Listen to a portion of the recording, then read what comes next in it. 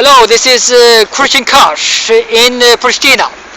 Here we see the Kosovo Parliament, and I was working there in the year 2000 as a KFOR officer. And over here we have the Kosovo government, which is the government of the Republic of Kosovo. And as I say, my name is Kristian Kahrs.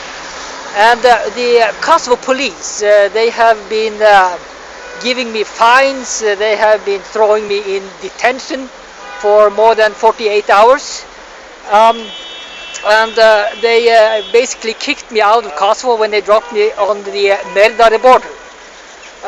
Of course, I have nothing against the people of Kosovo, so no one can say that, but I will always fight for the human rights for Kosovo's minorities, and I will fight for the Kosovo constitution, which the parliament has voted for. For instance, we see here in articles 57, 58 and 59, it's a wonderful constitution of Kosovo.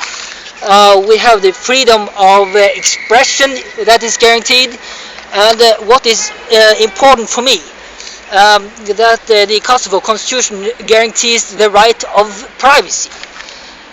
But what actually happened was that the Kosovo police on August 3rd, they confiscated my property, my computer, my phones, my camera, everything, and they kept it until today, when I retrieved my property at the embassy of Norway in Payton, in Priština. So I have a message to Kosovo police and the Kosovo authorities. You will not be able to intimidate me and scare me from fighting for the human rights for minorities and other people in Kosovo. And I will come to Kosovo as often as necessary, even if the Kosovo authorities will give me more fines or more jail time. I can take more jail, but I mean, it will of course be very bad for the Kosovo authorities if they respond to my request for dialogue by throwing me in jail.